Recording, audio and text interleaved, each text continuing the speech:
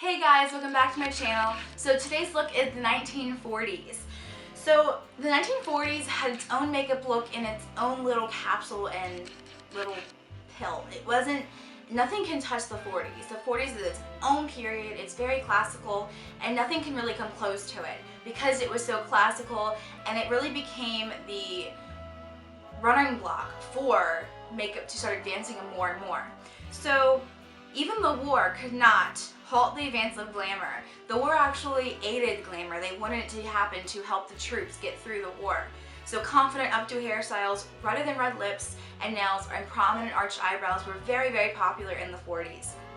Lipsticks in the 1940s were red across the board. There was no pinks, no nudes, nothing but red, because it was the lip color a woman wore. If you didn't wear red lipstick, were you even a woman? Like, let's be real. Red lipstick was so popular and so common.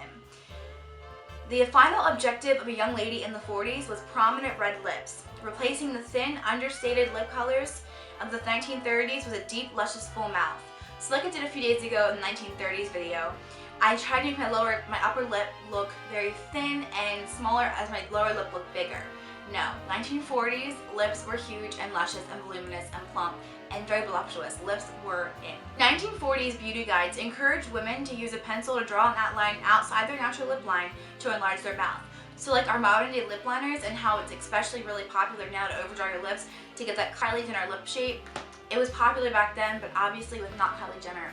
So it was very popular with very famous movie stars in the 40s to overdraw your lips and get them to be very big and voluptuous to make you look more feminine. Almost all lipsticks were matte. Just like today, most lipsticks that we want to wear are matte. Vaseline was used to add a little luster and gloss to your lips. So nowadays we would use a lip gloss, obviously, or a highlighter to your lips. Back then, they used Vaseline to give that nice glow and nice sheen effect to their lips. Max Factor's Pancake Foundation, which appeared in the late 1930s, had many imitations, but was hugely popular during the war because of its handiness. Powder compacts had replaced the messy loose powders of the 20s and 30s. So women could carry the powder around more safely and comfortably in their purses without having loose powder flying everywhere. They had a compact powder, which is very common still today. We still use both today, but compacts are more common to be using. So they would carry around powder compacts with their powder puffs, so when they powder their face at the table, powder wouldn't be like all over the table. So it was very easy to manage, and it wasn't too crazy like the loose powders were. Makeup had to be on the go for most women because most women worked in the unfeminine conditions in the 40s because of the war. They worked in aircraft factories on both sides of the Atlantic. Women worked in all kinds of factories, like they have been for a few decades now. But the war definitely called for it because all the men were being shipped overseas. Things they've done here in the States, so the women stepped up and started doing the man's jobs. So makeup couldn't be too complicated. It couldn't be too long because they had to get to work and provide for their families. So most makeup back then, it was very on the go, and they could do it wherever they were, but they still did wear it. This brought into play makeup compacts, which nowadays are very vintage and sought after by antique collectors. So they would take compacts in their purses so they could do the makeup on the go or before they walked into the factories to work. So it made it very easy for a woman to apply her makeup while she was on the go and working. Now when you think of the 40s, our minds just are on default to go to pinup. And the sad part of that is, pinup really wasn't an everyday woman's thing. Pinup was just kind of a fun thing to do, and it wasn't very realistic for most women to wear in the 40s. So it's definitely something that was done, but it wasn't by the everyday woman. And here's what it says in the paper. Well, there is a popular retro pinup look, much stylized by the likes of Dita Von Teese, it is not an accurate depiction of the 1940s look. Simplicity and convenience was the key, as many women took working in factories and on farms. Redder than red lips made it for many a tired girl, and in fact, lipsticks were considered in the USA as an essential for the war effort to keep morale up. So red lipstick was really our country's stamp almost. In the 40s, soldiers would get letters from their girls or just random people working in Salvation Army with lipstick marks on them. So it really became a patriotic thing in the 40s, and when you think of that, you don't really put two and two together, but it definitely became a very important part of the war effort, and it really helped keep the soldiers' morale and the girls back home and families' morale up. So like I've done before, I've given a breakdown of how each step was done in the 40s historically, so I'll go through and do that now. So the foundation that was applied was usually applied a shade darker than your natural skin tone, which was completely different in the 30s. 30s, they were still going after that very corpse-like face, well now they were trying to make them a little darker and a little more tan, because the whole corpse effect, goodbye. So a shade darker than their skin tones are very common. Powder, plenty of powder still, a lighter shade and pattern on. So I'm assuming to take down the powerness of the darker foundation, they applied it a lighter powder to mute the foundation a bit and still give them that nice feminine complexion. So the eyes were basically very neutral and very natural. They would apply a light medium brown to their crease and a beige as a highlight. So on their lid and brow bone they would apply a beige, and their crease they would apply a medium brown just to give some definition and shadowing to their eyes. The eyebrows were much thicker than they were in the 30s.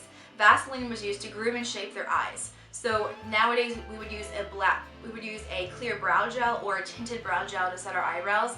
Back then they obviously didn't have that, so they used Vaseline to set their brows, and the really prominent arches and thicker inner eyebrows were very common. Red and orange lipsticks were a prerequisite in a woman's makeup kit. Like reds and orange reds lipsticks were the thing. Like I'm looking at my lipsticks here and like, do you see this right here? No. That would not happen, no. It was very, very common to have a red lipstick, such as like this one right here, is that red shade. Nothing really fun was done as far as like colorful lipsticks, which are more modern. Red lipsticks were very, very common in the 40s. Lashes, cake mascara like Maybelline was still applied with a brush. They have not come out with the spoolie mascara. That comes out in the 50s, I believe. So they were still stuck on that cake mascara that was still very common from the past 2 decades. So the blush or rouge, we would call it blush nowadays, was applied in rose colors to the cheek, to the cheekbones. So it would be applied in circular motions to the apples of your cheeks out to your cheekbones, which is kind of what we do nowadays. Also guys, I'm sick, I'm trying to fight off a cold, so that's why my voice sounds kind of annoying and raspy, but you know, everyone gets sick. So that was the breakdown for makeup that most women did in the 40s. Now on to a new part of the history part with 1940s war rationing makeup. Makeup was rationed in the 40s. Despite war rationing, women began using makeup from the teens on outwards. So that was never popular before. Just 20 years before, this would have been unthinkable. Women were encouraged to keep buying lipstick and to send letters to the front covered in lipstick kisses to boost the morale of the soldiers. So think of it, you're a soldier, you're out fighting on the front lines, and you get a letter from your girl or from someone back home and it has a lipstick mark on it. That just brings you back to the reason why you're fighting and gives you a reason to come home. So America really pushed keep buying lipsticks because it really became, like I said before, the stamp of our country and a reason to come back home. They were also declaring that makeup was necessary and vital to the US war effort. So happy days for American glamour. However, women were encouraged to buy bulk in case of shortages. Developing new makeup products though were forbidden under the WPB limitations. So women were encouraged to buy their makeup in bulk because they didn't know if they were going to run out because it was limited and they weren't supposed to be making more makeup. So in order to have a constant stock of makeup, we were supposed to buy it in bulk, which let's hope they had a BJ's back then because I don't know. But they bought it in bulk so they would not run out and they could keep wearing it throughout the war. Some notable cosmetic brands to appear in the 40s included, and some of these I've never heard of, so I might totally butcher them by saying them wrong, but you know. Iziza, Eye Cosmetics Company in 1940, Estee Lauder 1946, Gala of London Incorporates 1946. That's in French. We're gonna skip that one. Allure Cosmetics 1947, Hazel Bishop 1948, and Jacqueline Cochran Incorporates. So those were all very popular cosmetic brands to come out in the 40s and really stay very popular in that time period. So that is all the history part I have. I have 2 kind of fun facts that were in the 40s, which were 2 very popular movies that came out in the 40s, which are Casablanca and Bambi. I just googled it for fun and I was like, Bambi came out in the 40s? What? But yeah. Casablanca is a personal favorite of mine, so I thought that was really awesome. And of course, that is a time for Broadway and acting, which is great for the actress to look back on those time periods and see everything with the showgirls. It's a really great time period, and it's probably my favorite time period. The 40s and 50s are by far, like if I could go back, take me back, my favorite. So with all of that said, let's go ahead and jump into the 1940s tutorial. Hey guys, so I've already done my foundation here, so I use my Nivea Men Sensitive Post-Shave Balm as my primer, and I use my number 128 Maybelline Matte and Poreless Foundation, and I applied that with my Beauty Blender. So here I'm applying my Fit Me Maybelline Powder in number 220 with my Morphe M462 brush.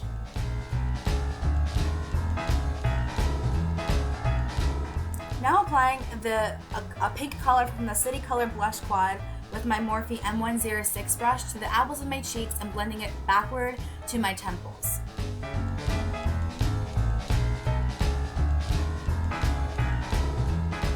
I use a medium pink here to resemble and represent the pinks they used in the 40s.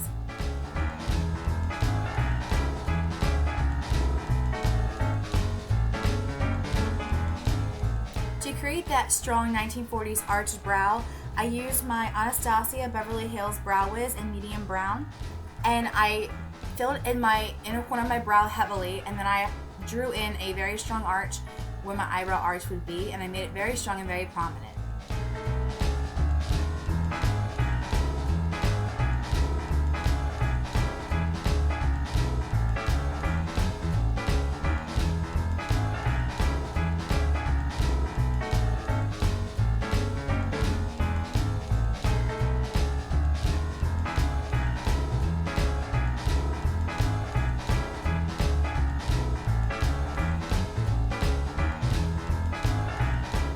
I set my brows with my Maybelline Brow Drama Sculpting Brow Mascara in Soft Brown.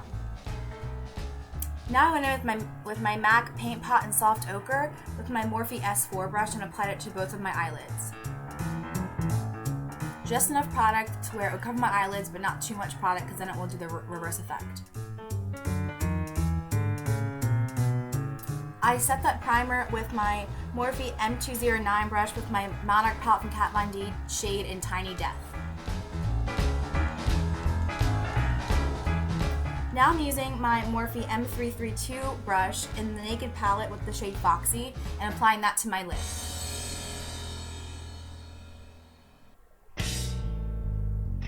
With that same brush, I'm using the Milk Chocolate shade in the Too Faced palette to create definition to my crease, and I go between the Morphe M332 brush and the Morphe M200 brush to create definition to my crease.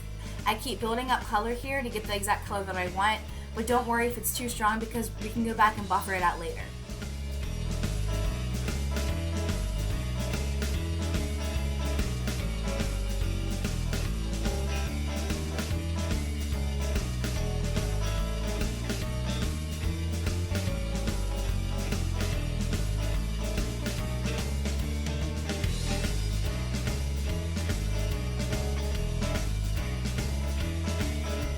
Now I'm using the Morphe M332 brush with some of that Foxy shade just to blend out and make the gradient of the brown a little less dense.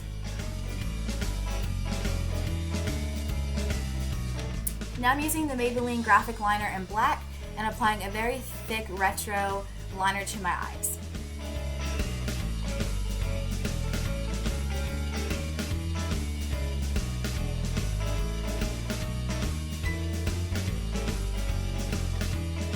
I use a felt tip here because it's easier to draw wings for me, but if you want to use a eyeliner gel, that would be absolutely perfect, and set it with a black eyeshadow.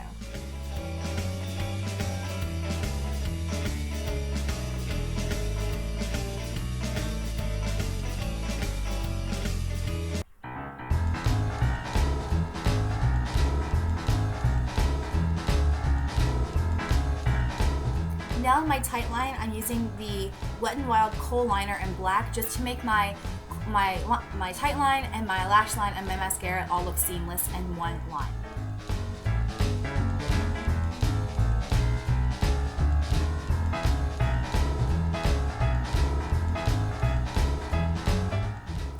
From mascara, I'm using my Maybelline Illegal Length Fiber Extensions Mascara in black to create extreme volume and length to my lashes. Apply this extremely generously. When you think you're done, like last time, keep adding mascara.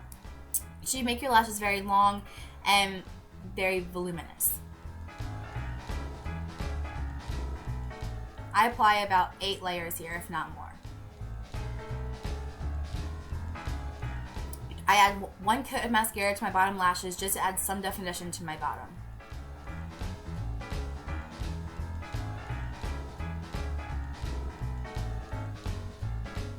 Here I use the NARS Velvet Matte Lip Pencil, and I'm not sure what shade it's in, it's in red. I'm using that to my lips to get that retro 1940s classic red lip.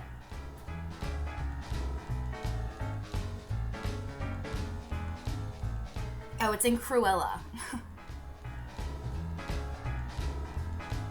So the NARS Velvet Matte Lip Pencil in Cruella is what I'm using right here.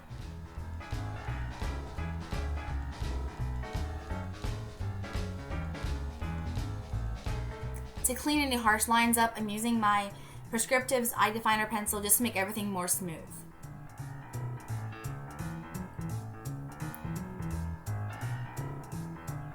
Now to make the color a little more intense, I'm using the NYC 308 Retro Red Lipstick. Thanks for watching, guys. I hope you guys get something fun out of it or something interesting from the makeup or the history part of it. And I will see you guys next time in the 1950s. Bye.